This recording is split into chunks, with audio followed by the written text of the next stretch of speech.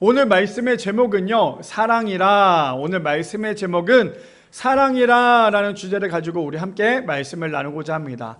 우리 그동안에 3주 동안에 사랑에 대해서 함께 말씀을 나눴죠. 그리고 오늘은 마지막 시간인 바로 사랑, 마지막 결론의 사랑에 대해서 함께 나누려고 해요. 우리가 이번에 성탄절날 예배를 드리면서 너무나 은혜롭게 아이들 특송도 하기도 했었고 너무나 은혜의 시간이 되었는데, 한 가지 너무 아쉬웠던 거는 방송사고가 있었어요. 그래서 방송이 꺼지면서 검정색 화면에 음성만 나갔어요. 근데 너무나 감사했던 건 뭐냐면, 사실 저는 그러면서 마음이 조금 하나님 어떡하죠? 소리만 나가서 어떡하죠? 라고 했는데, 너무나 감사했던 것 중에 하나는 뭐냐면, 이제 그 주중에 이제 온라인 예배를 드리신 분들도 있었던 것 같아요. 그래서 목사님 화면이 나오지 않았는데 소리만 듣고도 너무 은혜로웠어요 라고 얘기하면서, 그동안에 우리가 조회수를 봤을 때 그동안의 주일 조회수보다 안 나왔던, 화면이 나오지 않았던 조회수가 무려 3, 4배 정도 훨씬 더 많이 나왔어요. 그래서 제가 오늘도 그러면 영상을 끄고 해야 되나 생각을 해보긴 했지만, 그래도 너무나 감사했던 건 그냥 우리가 준비했던 모든 것을 하나님께 드릴 수 있었던 게 너무나 감사했던 것 같아요. 또 그러면서 그 음성만 들렸던 그 예배지만 그 음성을 들으면서도 하나님을 더욱더 만날 수 있었다라는 이야기를 들으면서 저는 또 너무나 감사하고 기뻤던 것 같아요. 우리 성도님도 올해 한 해 어떻게 지내셨습니까? 저는 올해 한 해를 정말 시간 보낼 때마다 너무나 감사했던 것 같아요. 저는 진짜 매번 이거를 얘기하고 싶지 않아도 얘기할 수밖에 없었던 건 뭐냐면, 우리가 예전에 의정부 때 기억나시죠? 또 목사님이 의정부 예배 또 해요 라고 하겠는데, 왜냐면 저는 저의 인생 가운데 기록이 깨졌어요. 그것이 무엇이냐면, 의정부 있을 때는 사실 우리가 딱 2년 채우고 딱 교회를 접었었잖아요. 그렇죠? 교회가 문을 닫았었는데, 올해는 2년을 훌쩍 넘었어요. 물론 내년이 이제 창립 2주년 감사 예배를 드리기도 하지만, 사실은 회기로 봤을 때 내년이 3년째 되는 그런 시간이기도 해요. 그렇다면 우리 한 주 한 주 예배 드리는 거, 우리 성도님들 한 주 한 주 예배 드릴 때 걱정하셨어요? 내일 예배가 없으면 어떡하지? 내일 미래교회 예배가 없으면 어떡하지? 라고 걱정하셨습니까? 아마 아무도 걱정 안 했을 거예요. 그냥 내일 주일 예배니까 다 가서 예배 드리면 되지 라고 생각을 했을 거예요. 근데 저는 조금 생각이 달랐어요. 그냥 한 주 한 주 예배를 드리면서 준비하면서, 정말 하나님 한 주 다음 주에도 예배가 또 진행이 돼야 될 텐데요, 다음 주에 또 예배가 돼야 될 텐데요 라고 생각하면서 기도하면서 또 예배를 준비했던 것 같아요. 저에게는 그런 트라우마 아닌 트라우마가 있어서 그런지 모르겠는데, 그 시간 근데 하나님께서 주셨던 올해 한 해는 우리가 해야 될 것 중에 올해 한 해 표가 그거였잖아요. 말씀대로 살아가는 해. 그래서 올해 한 해 정말 말씀 붙잡고 한 해를 살아가 보니까 결론은 그거였어요. 겉봐, 너는 할 수 있는 거 아무것도 없지? 결국에 하나님의 말씀이 너의 삶 가운데 등불이 되어야 돼 라는 것이 저에게는 올해 마지막 하나님께서 주셨던 귀한 메시지였던 것 같아요. 우리 성도님들은 그렇다면 올해 한 해 2025년도 어떻게 한 주 한 주 살아가고 계십니까? 어떻게 보면 정말 한 주 한 주 살아가고 있다는 게 너무나 당연한 것이 아니라 은혜였다라는 거. 또 오늘도 예배 드리고 있고요, 또 이제 수요일날 되면 또 예배를 드려요. 그리고 또 주일날 되면 또 예배를 드려요. 그래서 제가 성탄절날 얘기했었죠. 저는 12월 마지막 주가 너무나 좋다고 얘기했던 건, 12월 마지막 주에는 일주일에 2번씩 우리가 얼굴을 볼 수 있다는 게 얼마나 감사한지 몰라요. 그래서 저는 이번 12월 마지막이 정말 우리 성도님들과 자주 볼 수 있는 얼굴도 자주 볼 수 있고 예배도 자주 드릴 수 있다는 게 시간 너무 은혜였던 것 같아요. 바라기는 우리 미랄의 성도님들, 2025년도까지도 2024년도에도 부어주셨던 은혜가 2025년도에 더 컸잖아요. 그렇다면 앞으로 2026년, 특별히 2026년도 표현은요, 부흥의 여정이에요. 부흥의 여정이라고 하면 목사님 또 저에게 이렇게 부담을 주시네요가 아니라, 부흥의 여정은 단순히 우리 교회가 많은 성도님들이 부흥되어야 됩니다가 아니라, 물론 그것도 마찬가지겠지만 우리 성도님들 각자 한 사람 한 사람씩 가정이든 개인이든 하고 있는 모든 생활권의 모든 것들이 작년보다 더 부흥하자라는 의미를 가지고 우리가 부흥의 여정이니까요, 내년에는 한 해 동안은 2026년, 그래서 우리 성도님들 1월 1일부터 12월 30일까지 열심히 사셔야 돼요. 하루하루 하나님께서 우리에게 부어주실 부흥의 여정을 기대하면서 또 살아갈 수 있는 우리 모두가 되기를 축복합니다. 말씀에 들어가기 전에 오즈월드 체인버스 목사님께서 이렇게 말씀하셨어요. 주님과 연합하면 그분의 사랑이 우리의 마음에 부어져 공동체가 온전히 연합할 수 있다. 저는 어쩌면 이게 마지막 2025년 마지막 설교의 마무리가 되지 않을까요? 우리가 살아가면서 우리의 신앙 공동체 안에는 반드시 무엇이 있어야 된대요? 나의 마음과 나의 사랑이 아니라 예수님의 마음과 예수님과 연합해야지만 우리의 모든 공동체가, 우리의 모든 가정들이 하나가 될 수 있다라고 이야기하고 있어요. 바라기는 올해 한 해도 하나님께서 우리 교회 안에 어떠한 문제나 사고가 일어나지 않았던 것처럼 2006년도에도 하나님의 은혜를 더욱더 기대하며 사모하며 또 2026년도를 기대하는 마음으로 살아갈 수 있는 우리 미랄의 성도님들 되시기를 축복합니다. 오늘 말씀의 제목 사랑이라 라는 주제를 가지고 우리 함께 세 가지로 나눠보기를 원하는데, 첫 번째입니다. 사랑은 언제나 영원하며 변하지 않는다라는 거예요. 첫 번째, 사랑은요 언제나 영원하며 변하지 않습니다 라고 얘기하면 아마 성도님들 그런 얘기할 거예요. 목사님, 사랑도 변하던데요? 근데 우리가 지금까지 3주 동안의 사랑에 대해서 나눴을 때 여기서 말하고자 하는 그 사랑이 어떤 사랑이었습니까? 단순히 우리가 마음에 품고 있는 사랑이 아니라고 얘기했죠. 우리가 지금 여기 나오는 그 사랑, 아가페 사랑은 무엇입니까? 바로 예수님의 사랑, 한마디로 예수님이었어요. 그렇다면 첫 번째 주제가 이거였죠. 예수님은 언제나 영원하며 변하지 않으시다라는 거예요. 바라기는 우리 미랄의 성도님들 모든 삶 가운데 우리 마음판에 예수님의 사랑이 날마다 흘러나기를 소망합니다. 그래서 우리 안에 그 사랑이 단순히 사람적인 사랑이 아니라 예수님의 사랑, 아가페의 사랑으로서 변하지 않고 영원한 그 사랑을 가지고 주변 사람들 모두에게 품어줄 수 있는 우리 모두가 되기를 소망합니다. 자, 일단 말씀을 좀 살펴볼까요? 고린도전서 13장 8절 말씀에 보니까 이렇게 시작을 합니다. 사랑은 언제나 떨어지지 아니하되 예언도 패하고 방언도 그 지식도 패하리라 라고 얘기합니다. 자, 사랑은 어떤 것이냐면 첫 번째 뭐라고 얘기합니까? 사랑은 언제나 떨어지지 않는데요. 사랑은 영원히 변하지 않는다고 얘기를 합니다. 그런데 그에 반해서 우리가 지금 여기 말하고자 하는 이 고린도전서 13장 말씀 배경 우리 기억하십니까? 우리 첫 번째 주 때 얘기했던 기억나세요? 고린도 교회 사람들이, 성도들이 했던 그 사랑은 무엇입니까? 그 은사가 무엇이었어요? 자신들이 잘나서 은사를 받았다고 착각했던 거였잖아요.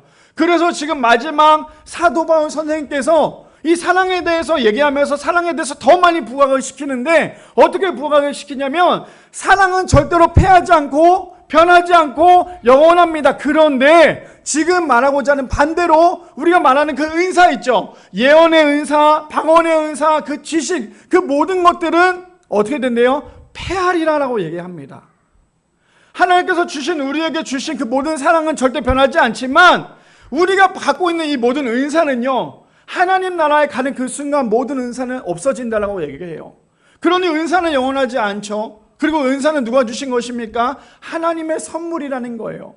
그러니 고린도 교회 성도들에게 제대로 말씀을 하고 계시는 거예요. 자, 여러분, 하나님의 사랑은요, 예수님은 절대 변하지 않습니다. 그런데 변하는 것이 있고 없어지는 것이 있는데, 그건 무엇이냐면 우리가 지금 갖고 있는 그 모든 은사들은, 우리가 갖고 있는 그 모든 은사들은 다 없어지고 패해질 것입니다 라고 지금 사도 바울 선생님이 얘기하고 있다는 거예요.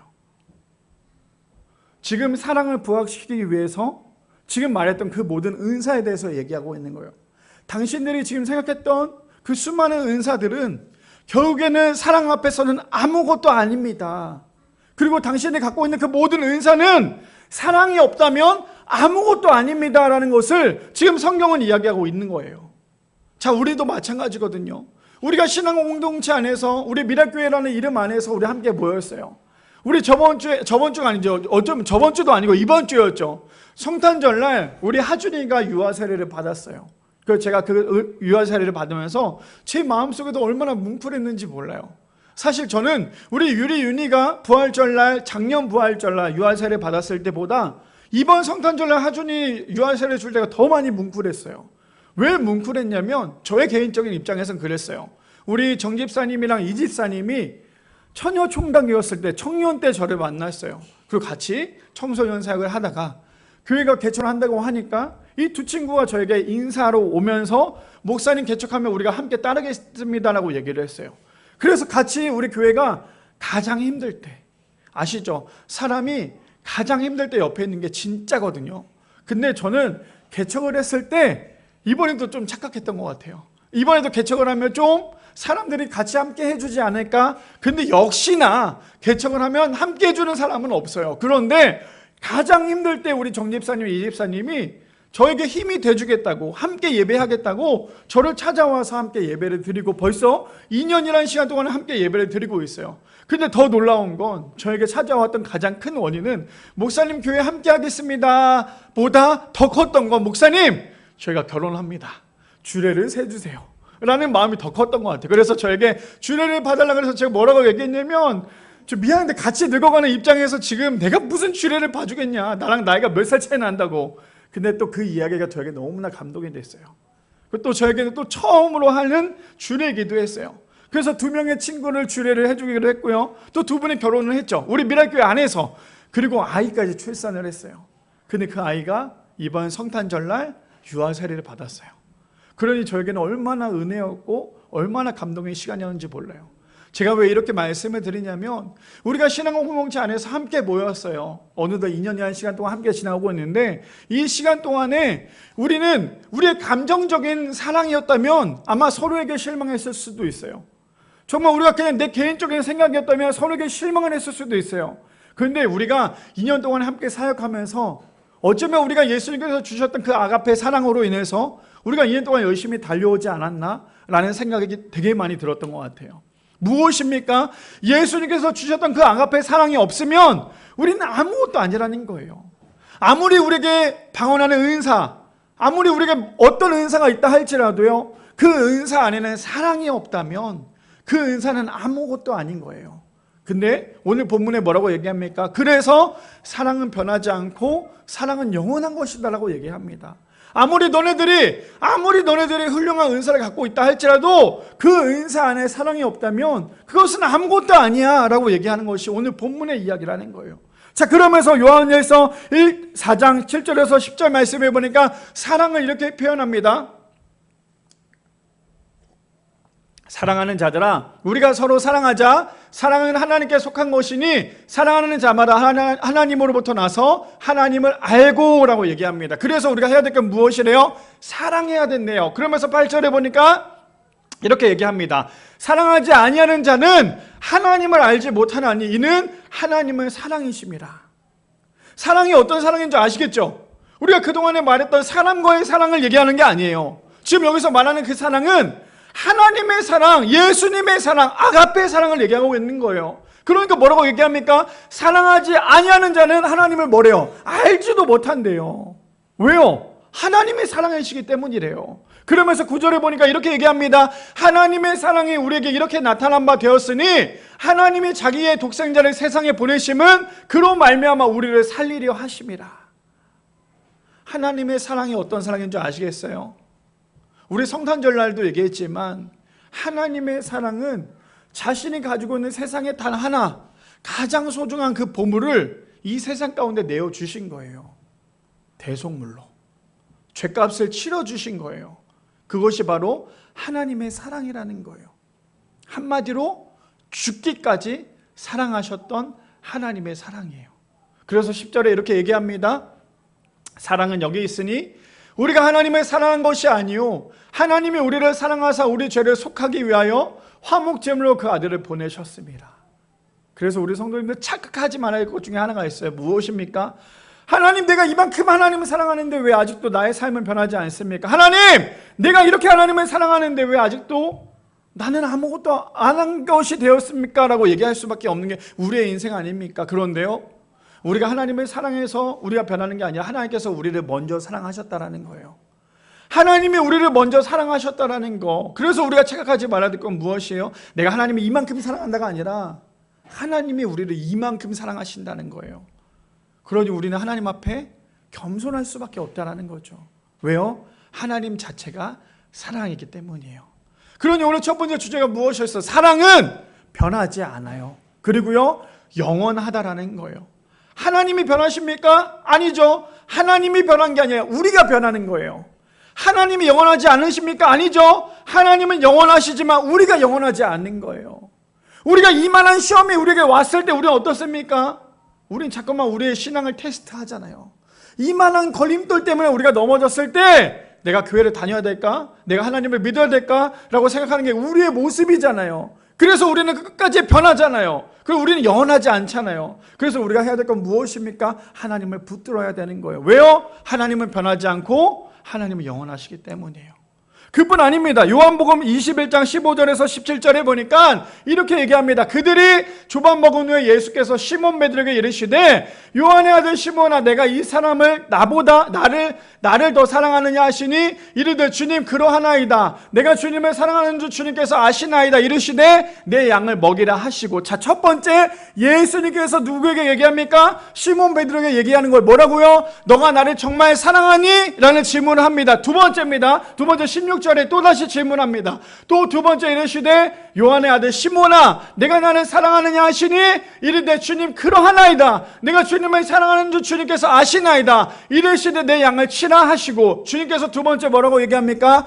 시몬아 너가 정말 날 사랑하니? 라고 다시 한 번 더 질문하죠. 마지막 세 번째 예수님께서 어떤 질문하는지 볼까요? 세 번째 이르시되 요한의 아들 시몬아 내가 나를 사랑하느냐 하시니, 주께서 세 번째 내가 나를 사랑하느냐 하심으로 베드로가 근심하여 이르되 주님 모든 것을 아시오매 내가 주님을 사랑하는 줄 주님께서 아시나이다. 예수께서 이르시되 내 양을 먹이라.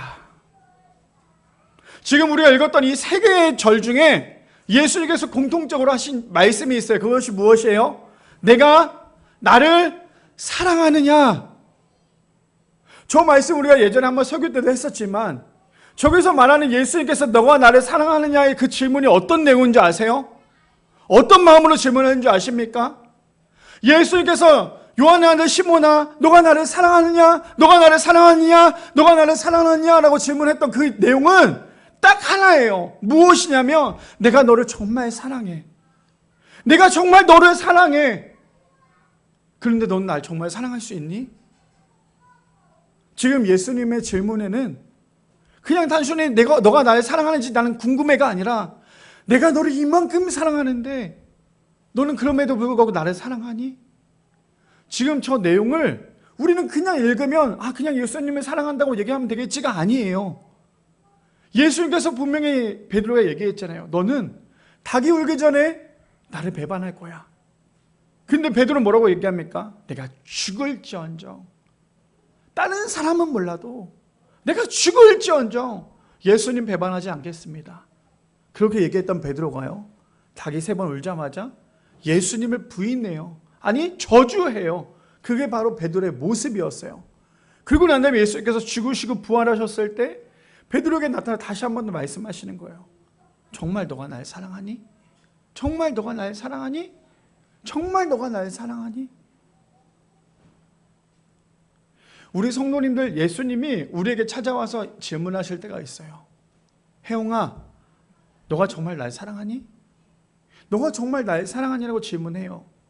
그 질문에 예수님의 마음은 내가 죽기까지 너를 이렇게 사랑하는데 너는 왜 날 그렇게 사랑하지 않아?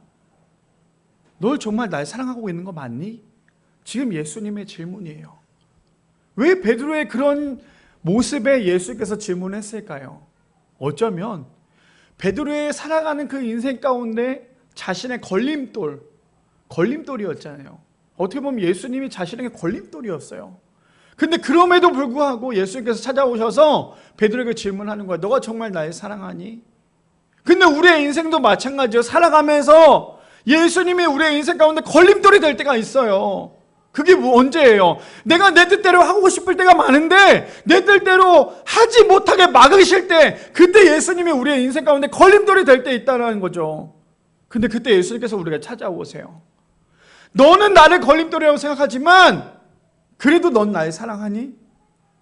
네가 생각하는 걸림돌인 내가 그럼에도 불구하고 난 널 그렇게 사랑하는데 너는 나를 사랑하니? 예수님께서 우리에게 질문하실 때가 있다는 거예요. 우리는 언제나 예수님을 사랑한다고 얘기하지만 내가 하고 싶은 걸 못하면 예수님을 사랑하기보다 예수님을 걸림돌로 여길 때가 우리는 참 많잖아요. 근데 오늘 예수님께서 베드로에게 그런 질문을 하신 거예요. 너는 지금 너가 살아가면서 그 두려움 때문에, 그 어려움 때문에 나를 걸림돌로 여겨서 나를 모른다고 얘기하고 나를 저주했지만 나는 그래도 널 너무 사랑해. 근데 넌 날 사랑할 수 있겠니? 지금 예수님의 질문이더라는 거예요. 오늘 첫 번째 주제가 무엇이었습니까? 사랑은요, 절대 변하지 않아요. 사랑은 영원한 거예요. 다시 말해 예수님은요, 우리의 인생 가운데 절대 변하지 않으세요. 예수님은 우리의 인생 가운데 영원하신 분이세요. 이것을 믿으시는 우리 모두가 되기를 소망합니다. 그래서 저는 이 말씀을 준비하면서 이 찬양이 너무나 마음속에 와닿았어요. 아마 우리 성도님들도 아실 거예요. 오직 믿음으로라는 찬양에 보면 가사가 이렇게 얘기합니다. 세상 흔들리고 사람들은 변하여도 나는 주를 섬기리. 주님의 사랑은 영원히 변하지 않느네 나는 주를 신뢰해. 바라기는 우리 미라의 성도님들, 세상이 변하고 사람들이 변한다 할지라도 영원히 변하지 않는 그 예수님을 우리가 끝까지 신뢰하며 믿으며 예수님을 사랑할 수 있는 우리 미라의 성도님들 되시기를 축복합니다. 두 번째입니다. 두 번째 이렇게 얘기합니다. 우리의 사랑은 불완전하기 때문에 완전하신 예수님만 바라봐야 한다는 거예요. 두 번째, 우리의 사랑은 불완전하기 때문에 완전한 사랑이신 예수님만 바라보아야 합니다. 우리 본문 볼까요? 13장 9절 말씀해 보니까 우리 함께 읽어볼까요? 시작! 우리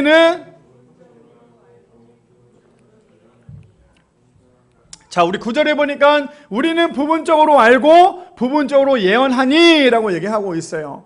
우리는 항상 신앙생활할 때 어떻습니까? 다 아는 것처럼 여길 때가 있죠. 다 아는 것처럼 생각할 때가 있어요. 그런데 성경이 뭐라고 얘기합니까? 너희는 부분적으로 알고 부분적으로 예언한대요. 너네들이 아는 거는 결국에는 불완전한 거예요. 그런데 우리는 어때요? 얼마나 교만합니까? 우리는 불완전한 사람이 아니라 완전한 사람이라고 착각하며 살아갈 때가 있어요. 근데 성경에 뭐라고 얘기합니까? 우리는 부분적으로 알고 부분적으로 예언한다는 것은 너네는 완전한 게 아니라 불완전한 거야. 그러면서 10절 말씀에 이렇게 얘기하잖아요. 온전한 것이 올 때에는 부분적으로 하던 것이 패하리라. 그래서 우리가 아까 전에도 말씀드렸지만 착각하지 말아야 할 것 중에 하나는 신앙생활 하면서 내가 아는 것이 전부라는 거, 그거 아니거든요. 우리가 아는 것은 빙산의 일각에 불과할 수도 있어요. 하나님이 우리를 통해서 역사하셨던 하나님의 사랑, 우리 그런 거 있죠. 하나님이 도대체 누구야? 하나님이 도대체 뭐야? 라고 믿지 않는 사람들이 질문했을 때 우리 성도님들이 어떠한 답을 하실래요? 나를 위해 죽으셨고 나를 위해 구원하셨고 사랑이 많으시고 그런 하나님이셔라고 얘기할 수 있잖아요.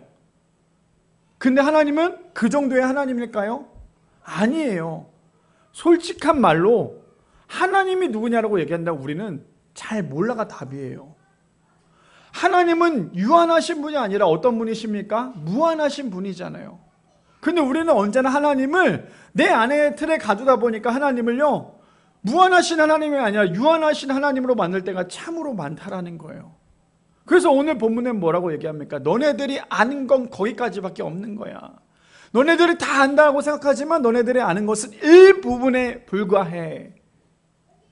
그래서 우리는 죽기까지 우리는 신앙의 경주를 달려야 돼요.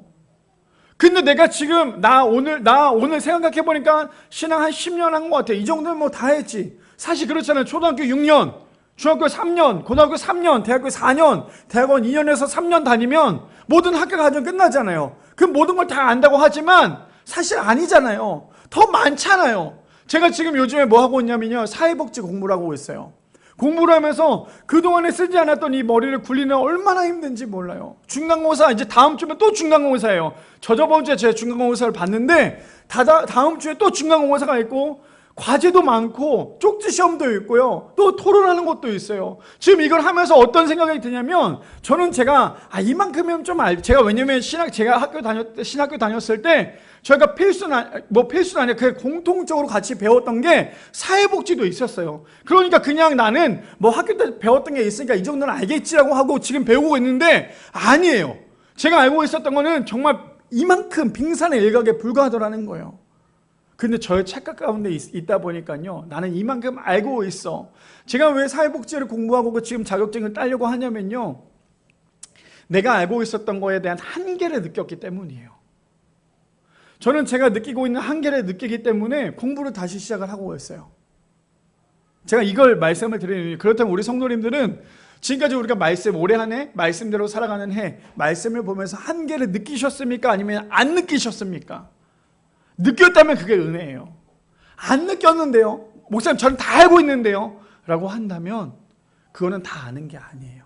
오늘 성경에서 얘기하는 그 이야기인 거예요. 뭐라고요? 우리는 부분적으로 알고 부분적으로 예언하니 온전한 것이 올 때는 부분적으로 했던 것이 패하리라. 온전한 것이 무엇인데요? 예수님께서 오시면, 예수님을 만나면, 우리가 예수님께 가면 우리가 지금 부분적으로 알았던 그 모든 것들이 다 아무것도 아닌 거다라고 성경은 얘기하고 있어요. 왜요? 베드로전서 4장 10절에서 11절에 현대인의 성경에 보니까 이렇게 얘기하고 있어요.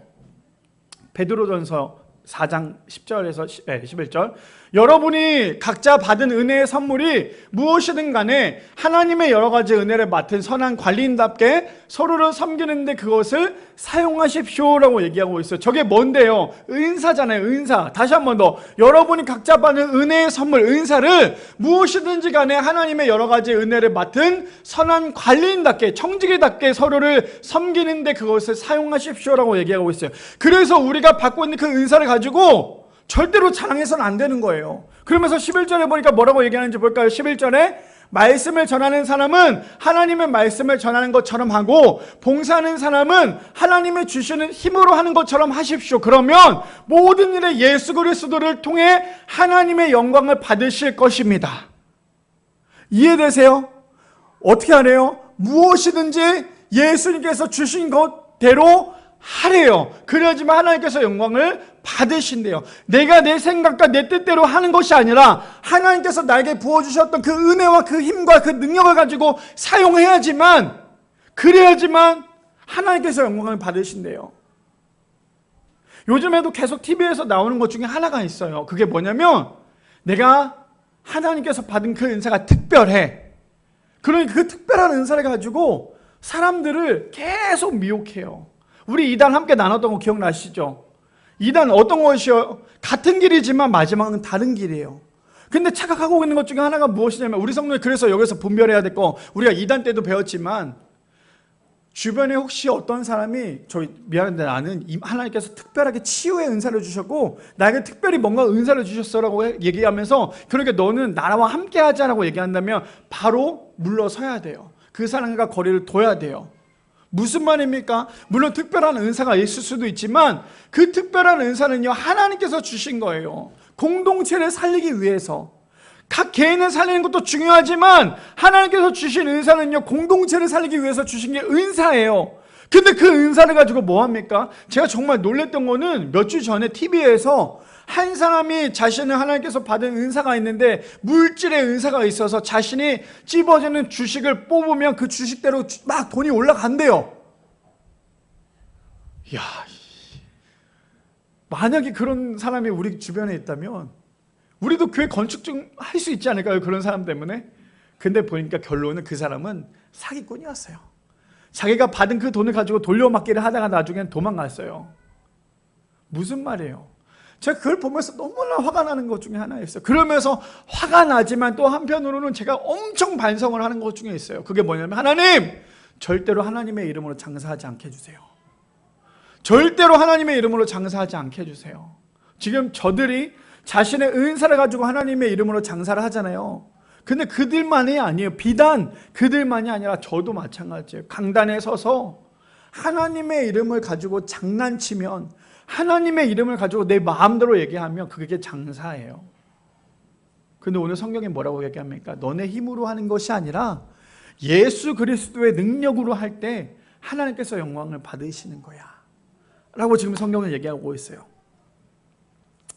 자, 죄송해요. 아까 제가 하려고 했는데 그게 넘어갔네요. 고린도전서 앞에 두 칸 넘겨주세요. 그렇죠. 고린도전서 1장 25절, 그래서 이렇게 얘기합니다. 하나님의 어리석음이 사람보다 지혜롭고 하나님의 약하심이 사람보다 강하니라 라고 얘기하고 있어요. 하나님은 어떠세요? 우리보다 강하고 지혜로우신 분이세요. 그래서 우리가 해야 될 건 무엇입니까? 두 번째 이거였잖아요. 우리의 사랑은 불완전하기 때문에 완전한 사랑이신 예수님만 바라보고 따라가야 된다고 얘기하고 있어요. 마지막 빌립보서 3장 14절 말씀에, 저는 우리 성도님들이 다 이 말씀을 갖고 살아갔으면 좋겠어요. 빌립보서 3장 14절 말씀에 우리 다 같이 함께 읽어볼까요? 시작! 표대를 향하여 그리스도 예수 안에서 하나님이 위에서 부르신 부름의 상을 위하여 달려가노라. 그래서 우리가 해야 될 건 무엇입니까? 표대를 향하여 하나님 나라를 위해서 열심히 달려나가야 해요. 물론 중간에 낙오할 때도 있고 중간에 포기하고 싶을 때도 있고 중간에 힘들 때도 있지만 그럴 때 우리가 바라봐야 될 것은 세상이나 힘듦을 바라보는 것이 아니라 주님께서 주신 표대를 바라봐야 돼요. 그래야지만 우리는 마지막까지 하나님께서 주신 그 상, 그 부르신 그 상 가운데 통과할 수 있다는 거예요. 오늘 두 번째 주제가 무엇이었습니까? 우리는 불완전해요. 우리의 사랑은 완벽할 수 없어요. 그러니 우리의 불완전한 그 사랑을 우리는 내려놓고요, 완전한 사랑이신 예수님을 바라보고 따라가야 하는 것이 우리의 인생이 되어야 된다는 거예요. 우리가 지금 계속 사랑에 대해서 나누고 있어요. 우리의 사랑은 정말 어떻게 보면 아무것도 아닌 사랑이 될 수밖에 없지만 하나님의 그 사랑은 변하지 않고 끝까지 있는 분이 하나님의 사랑인 거예요. 아직도 내 주변에 사랑하지 못한 사람이 있습니까? 이성적으로 사랑하는 말이 아니에요. 그들에게 아가페적인 사랑, 희생적인 사랑, 섬기는 사랑을 통하여서 그 모든 사람들을, 우리 교회 안의 공동체를, 가정 안에, 또 세상의 모든 것 가운데 하나님의 사랑을 널리 흘려보낼 수 있는 우리 미랄의 성도님들 되시기를 축복합니다. 마지막 세 번째입니다. 마지막 세 번째는요, 사랑이 가장 위대하기 때문에 예수님을 닮아가야 한다라는 거예요. 마지막 세 번째, 사랑이 가장 위대하기 때문에 예수님을 닮아가야 합니다. 우리 본문 볼까요? 본문 11절 말씀해 보니까 이렇게 얘기합니다. 내가 어렸을 때에는 말하는 것이 어린아이와 같고 깨닫는 것이 어린아이와 같고 생각하는 것이 어린아이와 같다가 장성한 사람이 되어서는 어린아이의 일을 버려놓으라 라고 얘기를 합니다. 우리의 신앙은요, 물론 어린아이처럼 순수해야 되지만 우리의 신앙은 어린아이가 되어서는 안 된다는 거예요. 저기서 말하는 어린아이의 말의 뜻이 무엇인 줄 아세요? 어린아이의 특징이 무엇인지 아십니까? 어린아이는요, 요만큼만 볼 수 있는 거예요. 생각해 보세요. 7살 아이와 70세 어르신이 둘 다 어떤 분이 더 지혜로운 사람이겠어요? 어떤 사람이 더 지식이 많겠어요? 당연히 70대 어르신이 훨씬 더 지식이나 지혜가 더 많겠죠. 왜요? 그동안에 살아온 인생이 있잖아요. 무엇을 얘기합니까? 신앙생활도 마찬가지로 어린아이처럼 되지 말라는 거, 지금 내 앞에 놓여져 있는 잠깐의 그것 때문에 넘어지지 말라는 거예요. 어른과 어린아이의 차이점이 뭔지 아세요? 똑같은 경험을 했어도 어린아이는 그것 때문에 앵하고 울어요. 근데 어른은 그것을 넘길 수 있어요. 왜요? 해결 방법이 있잖아요. 신앙생활도 마찬가지예요. 어린아이처럼 지금 내 안에 작은 시험 때문에 넘어지지 말라는 거예요. 어린아이의 신앙이 무엇입니까? 내 안에 작은 시험이 나에게 찾아왔을 때 그 작은 시험 때문에 넘어지는 것이 어린아이의 신앙 아닙니까? 근데 이 신앙은요, 내가 교회를 10년 다니고 20년 다니고 50년 다녔다가 중요한 게 아니라 내가 하나님 안에서 내가 하나님을 얼마나 깊이 만나느냐가 더 중요한 거예요. 70년 하나님 믿었어도요, 그 안에 어린아이와 같은 신앙이 있다면 요만한 시험 때문에 넘어지는 거예요. 근데 내가 당장 1년밖에 믿지 않았지만 하나님의 사랑에 대해서 더 깊이 알고 있다면 이만한 시험은 이겨낼 수 있는 거예요. 왜요? 그 시험조차도 내가 하는 게 아니라 하나님께서 하시기 때문이에요. 근데 지금 사도 바울이 뭐라고 얘기합니까? 어린아이와 같지 않고 이제 장성한 어른이 되었대요. 우리의 신앙을 어린아이처럼 멈춰있지 말고 어른처럼 우리가 계속해서 달려나가자라는 거예요. 그뿐 아닙니다. 12절에 보니까 그래서 이렇게 얘기하죠. 우리가 지금은 거울로 보는 것 같이 희미하나라고 얘기하고 있어요. 우리 지금 이 세상에 있는 거울 보면은 어때요? 거울이 보여요? 안 보여요? 얼굴 보면 잘 보이잖아요. 근데 저때 당시 거울을 보니까 제가 성경을 검색해보고 단어를 찾아보니까 청동 거울이래요. 청동 거울이 뭔지 아세요? 거울을 보면 사람이 뚜렷하게 보입니까? 아니요. 그냥 형태만 보여요. 지금 그것을 성경을 인용해서 이야기하고 있는 거예요. 무엇입니까? 우리가 지금은 거울로 보는 것 같이 희미하지만 그때는 얼굴을 대하여 볼 것이요, 지금은 내가 부분적으로 아나 그때는 주께서 나를 아신 것 같이 내가 온전히 알리라. 저기서 말하는 그때가 언제예요? 예수님을 만난 그때예요. 예수님을 만난 그때를 얘기하고 있는 거예요. 근데 저는 저기서 말하는 우리가 지금은 거울로 보는 것이 희미하다라는 건 어쩌면 우리의 인생이 지금 예수님이 계시지 않는다면, 아니 어설프게 믿고 있다면 우리의 인생이 희미하게 보이는 인생이 될 수밖에 없지 않을까요? 근데 진짜 예수님을 만나면, 그래서 예수님을 진짜 만나는 사람은요, 우리의 인생이 어땠는지를 알 수 있는 거예요. 지금 사도 바울이 왜 저렇게까지 얘기를 했을까요? 지금 고린도 교인들이 정신 차리지 못하고 있잖아요. 자신들은 이만큼 지식도 있고 지혜도 있고 은사도 있고 이거에 대해서 강조하고 있는 그 사람들을 향해서 얘기하는 거예요. 너네들은 지금 알고 있는 건 정말 희미한 거에 불과해. 근데 진짜 예수님을 만나면 너네들이 진짜를 알게 될 거야. 지금 사도 바울은 그 답답한 마음을 갖고 심정을 가지고 얘기하고 있는 거예요. 그러면서 뭐라고 얘기합니까? 13절에 우리가 너무나 잘 아는 말이죠. 그런즉 믿음, 소망, 사랑, 이 세 가지는 항상 있을 것인데 그 중에 제일은 사랑이라 라고 얘기해요. 근데 저기서 오늘 제가 세 번째 주제가 이거였잖아요. 가장 위대한 것은 사랑이다 라고 얘기했죠. 근데 저기서 13절에 항상 있을 것인데 그 중에 제일이란 말을 원어로 보니까요, 그냥 제일이란 말을, 제일이라고 하는 것도 너무나 커 보이지만 원어로 보니까 제일을 뭐라고 표현하고 있냐면 위대하다라고 표현하고 있어요. 무슨 말입니까? 믿음도 중요하고 소망도 중요한데 이 중에 가장 위대한 것은 무엇이냐? 바로 사랑이라는 거예요. 사랑이 없으면 믿음도 소용없어요. 사랑이 없으면 소망도 소용이 없는 거예요. 왜 사도 바울이 믿음과 소망에 대해서 빗대어 얘기하면서 왜 사랑에 대해서 그렇게 강조하면서 얘기를 했을까요? 그들 안에 진짜 사랑이 없었기 때문이에요. 그들 안에 이기적인 신앙과 그들 안에 이기적인 은사만 가지고 있으니까요, 사도 바울이 예수님의 사랑이 없는 것은 아무것도 아닌 거에 대해서 강조하기 위해서 믿음, 소망 항상 있지만 그 중에 제일 위대한 것은 사랑이라고 얘기하는 것이 사도 바울의 얘기예요. 우리 성도님들도 저 말씀이, 우리 보면 식당에 가보면요, 저런 말씀이 액자에 막 걸려 있어요. 그 중에 사랑이 제일이라 막 이런 게 다 걸려 있어요. 근데 저 말씀 우리가 고린도서 13장 1절부터 13절까지 읽어봤고 말씀을 나눠봤지만 이 사랑이 쉬운 사랑입니까? 결코 쉬운 사랑이 아니었죠. 결코 쉬운 사랑이 아니었어요. 사랑은 나를 감추는 거라고 얘기했어요. 그러니 사랑은 그냥 쉽게 사랑합니다가 아니라 나는 감춰지고 당신만 돋보이게 하는 것이 사랑입니다라고 하는 것이 사랑이에요. 그래서 뭐라고 얘기해요? 믿음, 소망, 사랑 중에 가장 위대한 것은 사랑입니다. 세 번째 주제가 무엇이라고요?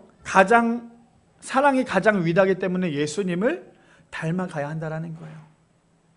그럼 우리 성도님들 예수님을 정말 닮아가고 계십니까? 정말 사랑이 위대하기 때문에 예수님을 닮아가고 계십니까? 쉽지 않아요. 정말 쉽지 않아요. 저도 목사지만 정말 쉽지 않아요. 근데 계속 노력하고 기도하고 하나님 앞에 가까이 가야 된다는 거예요. 그래서 요한일서 4장 12절 말씀에 이렇게 얘기합니다. 어느 때나 하나님을 본 사람이 없으되 만일 우리가 서로 사랑하면 하나님이 우리 안에 거하시고 그의 사랑이 우리 안에 온전히 이루어지느니라 라고 얘기하고 있어요. 그리고 마지막 요한복음 12장 24절, 우리 저번에도 한번 나눴었죠.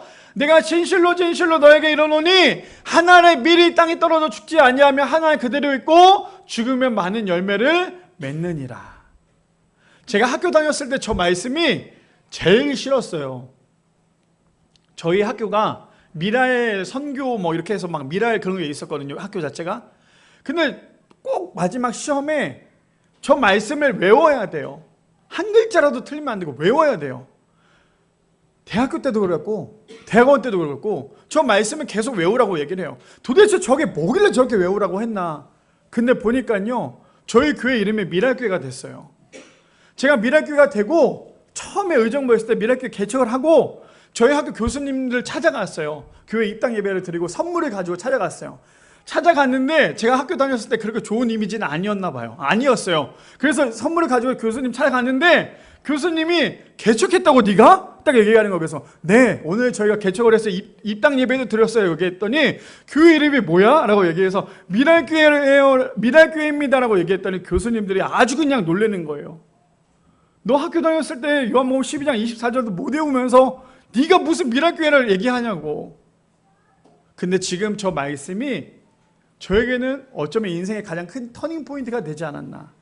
다시 한번 더 읽어드리고 마칠게요. 내가 진실로 너에게 이르노니 한 알의 밀이 땅에 떨어져 죽지 않냐면 한 알 그대로 있고 죽으면 많은 열매를 맺느니라. 뭐라고요? 결국엔 예수님의 사랑이라는 거예요.